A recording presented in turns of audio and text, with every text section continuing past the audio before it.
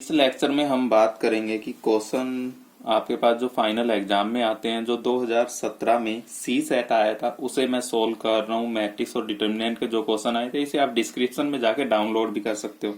First part का third जो question है इसके अंदर लिखा हुआ है हमारे पास कि हमें एक्स और वाई की वैल्यू इवेल्युएट करनी है। यदि दो मैट्रिक्स आपके पास इक्वल दे रखी हो तो आपके पास ये फर्स्ट एलिमेंट फर्स्ट के इक्वल होगा, तो ये वैल्यू आएगी 2x plus 3 is equal to 7।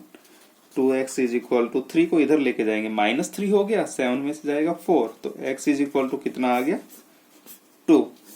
इसी तरह 6 तो 6 के इक्वल होता है, 15 15 के इक्वल है, तो ये वाली वैल्यू आपको इसके इक्वल रखनी है। तो 2y minus 4 is equal to 14। तो 2y इज इक्वल टू ये प्लस का 4 हो जाएगा इधर आके, तो 18 बन गया। तो y इज इक्वल टू कितना आ गया आपके पास 9, जब 18 को हम 2 से डिवाइड करेंगे। तो आपके पास इसका जो करेक्ट आंसर है वो है डी। फर्स्ट के फोर्थ पार्ट में हमें इसका एडजॉइंट निकाल के बताना है कि इस मैट्रिक्स का एडजॉइंट ऑफ ए क्या बनेगा।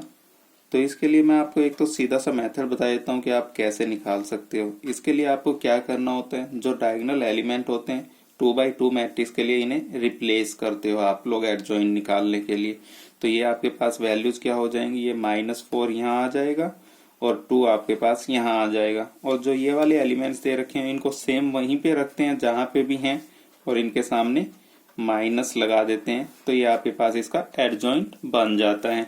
अब बात करते हैं कि निकाल लेते हैं कि इसके एडजॉइंट्स के लिए हम पहले कोफैक्टर निकालते हैं। A11 ये एलिमेंट होगा, लीव कीजिए यही रो और यही कॉलम, ये बना आपके पास -4। A12 के लिए क्या आएगा, माइनस आएगा, ये एलिमेंट होते हैं, तो ये क्या बना आपके पास -1। A21 ये वाला एलिमेंट होगा, तो ये क्या बना आपके पास 3, लेकिन ये क्या है 2 और 1 3 बन रहा है तो माइनस आएगा। और A22 ये एलिमेंट बना, तो आपके पास वैल्यू बनी 2।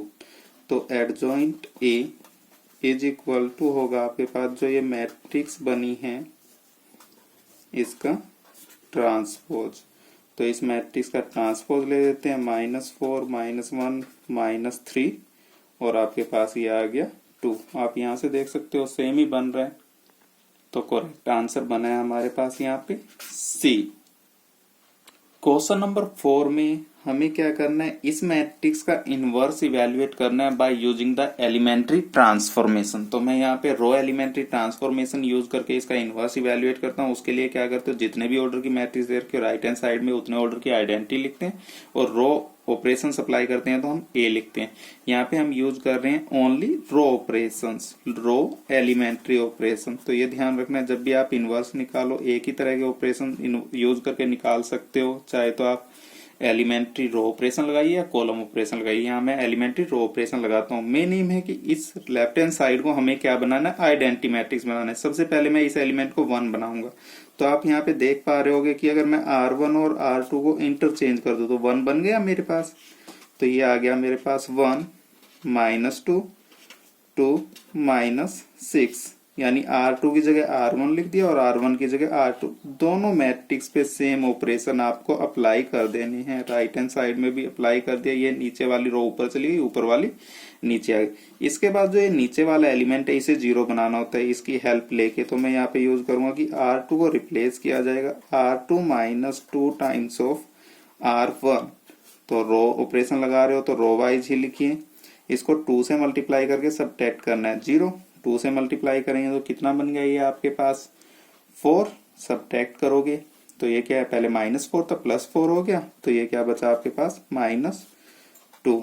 सेम ऑपरेशन यहाँ पे अप्लाई कर देना है आपको। रो फर्स्ट रो तो ऐसे कैसे लिखी, R2 को क्या रिप्लेस करना है, पहली रो को 2 से मल्टीप्लाई करके घटा देना है, तो ये तो 1, यहाँ 2 से मल्टीप्लाई करके सबट्रैक्ट करेंगे तो -2।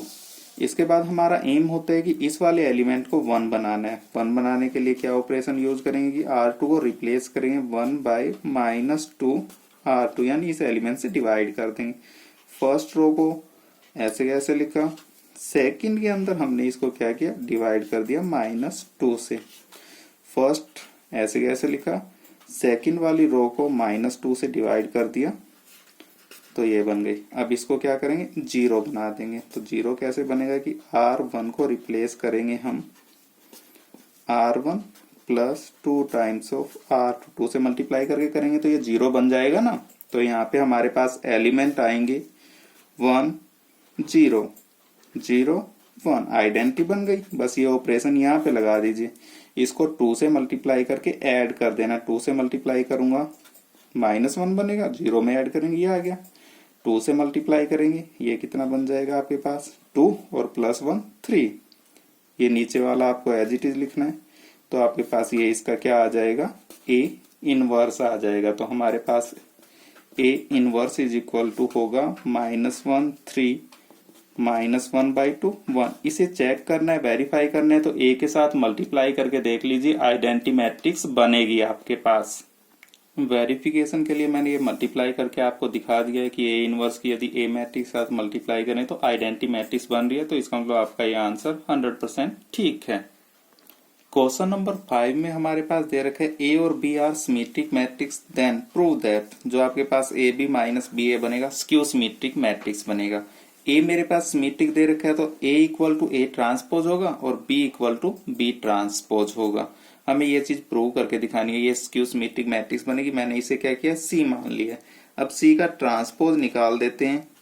तो ये होगा मेरे पास AB माइनस BA का ट्रांसपोज और ये इक्वल टू हो जाएगा AB का ट्रांसपोज माइनस BA का ट्रांसपोज। क्योंकि यदि मेरे पास दो मैट्रिक्स के डिफरेंस पे या सम पे ट्रांसपोज दे रखा हो तो दोनों पे अलग अलग हो जाता है ट्रांसपोज।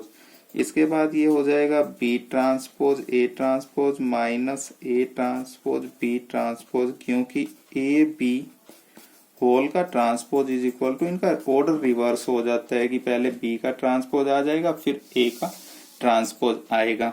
अब यहाँ से देखते हैं कि ये मेरे पास किसके इक्वल है, B के इक्वल, और ये वाली वैल्यू A के इक्वल, और ये किसके, A के, और ये B के।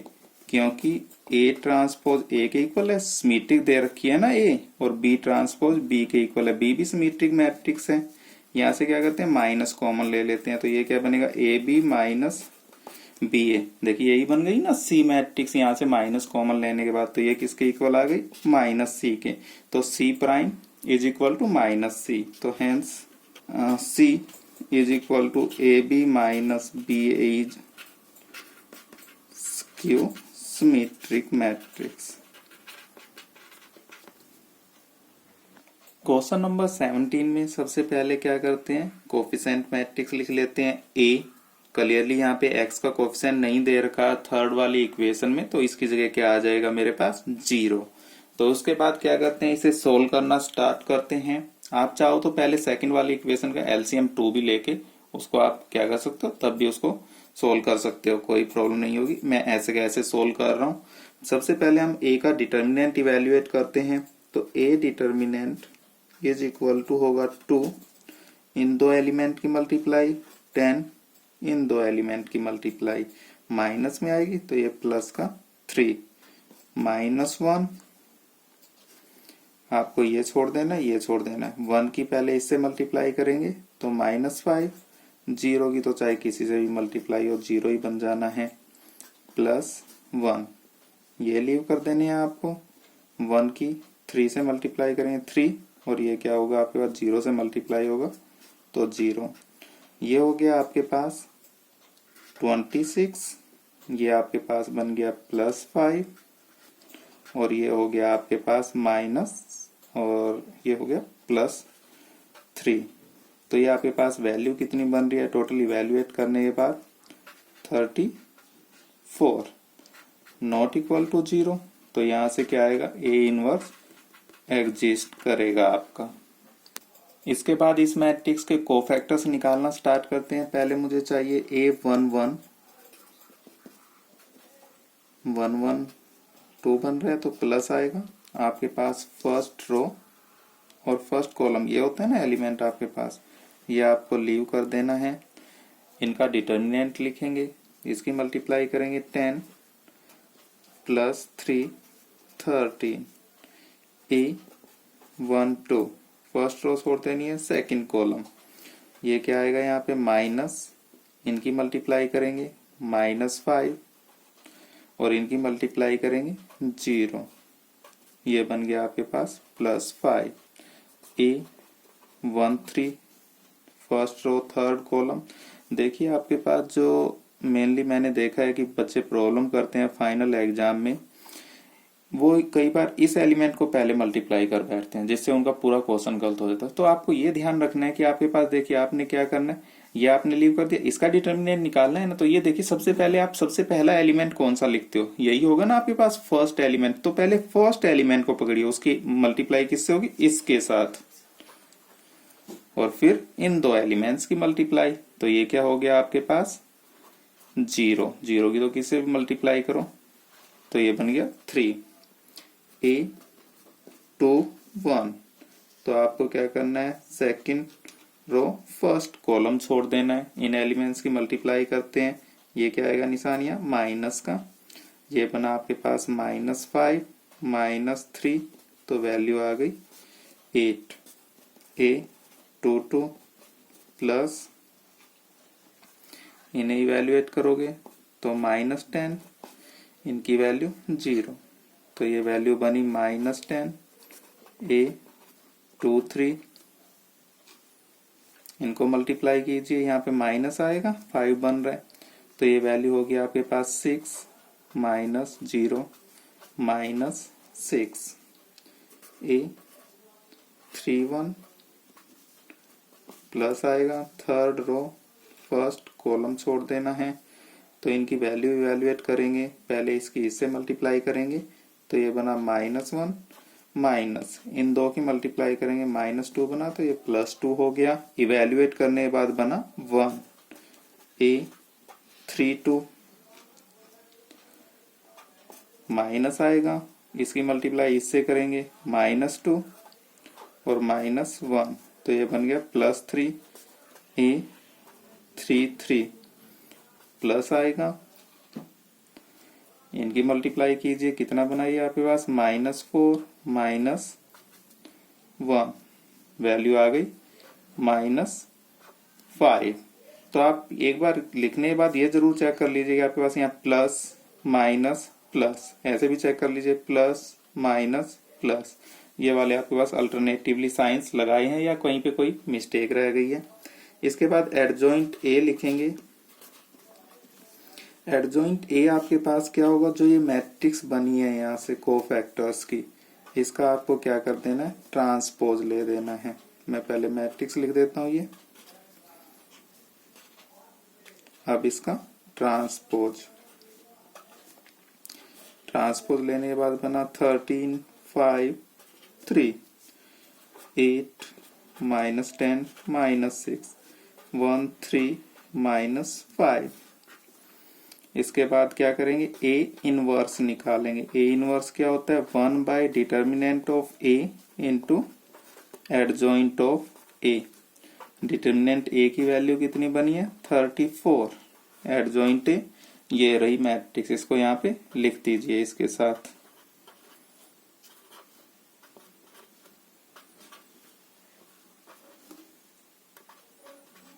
ए इनवर्स आने के बाद लास्ट स्टेप हमारे पास क्या बचा है कि हमें कैपिटल एक्स की वैल्यू निकालनी है। Capital X is equal to होता है हमारे पास A inverse into B. A inverse की वैल्यू लिख देते हैं,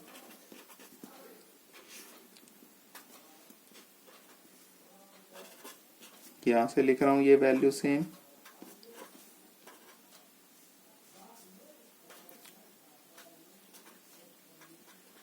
और इसके साथ जो हमारे पास ऊपर बी मैट्रिक्स दे रखे 1 3/2 9।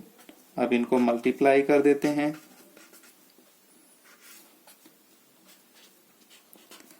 थर्टीन की 1 से करेंगे तो 13 प्लस इन दो की करेंगे 3/2 है तो ये कैंसिल हो गया, कितना बच जाएगा 4 3 जा 12 बना। ये 1 की 9 से करेंगे प्लस 9, 5 की 1 से करेंगे 5, ये वाली वैल्यू करेंगे तो ये कटने के बाद 5 बनेगा तो ये 15 आ गया। इन दो एलिमेंट्स की मल्टीप्लाई करेंगे 27, इसकी मल्टीप्लाई करेंगे यहाँ पे 3, इसकी मल्टीप्लाई करेंगे तो ये आपके पास वैल्यू आएगी -9, क्योंकि ये 3 पे कैंसिल आउट हो, 2 से कैंसिल आउट होगा तो -3 बनेगा, -3 की 3 से करेंगे -9, इन दो की मल्टीप्लाई करेंगे -45। इवेल्युएट कर लेते हैं ये वैल्यूज, सभी टर्मों को 34 से डिवाइड करते हैं तो क्या बनेगा मेरे पास 1/2 और इसके अपॉन में 34 आएगा। 17 से दोनों कैंसिल आउट हो रहे हैं तो -3/2। क्या करते हैं कि इस आंसर को वेरीफाई और कर लेते हैं। आंसर क्या बना है हमारे पास, x = 1, y = 1/2 and z = -3/2। Verification के लिए इन्हें इक्वेशंस में पुट करके देखा जा सकता है। मैं फर्स्ट इक्वेशन में पुट करके देख लेता हूँ कि आंसर ठीक है या नहीं। 2 × 1 प्लस y है 1/2, z की वैल्यू है -3/2। बस लेफ्ट हैंड साइड को सोल्व कर लेते हैं तो क्लियरली 2 LCM आ रहा है हमारे पास। 2 को LCM लेते हैं तो वैल्यू कितनी बनी 4 + 1 और ये हो गया -3। तो ये कितना आ रहा है आपके पास इवेल्युएट करने के बाद 2/2 = 1, जो कि हमारे पास राइट हैंड साइड है। इसी तरह आप अदर 2 इक्वेशंस में भी वैल्यू इंसर्ट करके देख सकते हो, उनको भी सेटिस्फाई करेगी, तो आपका आंसर बिल्कुल सही है। Thank you.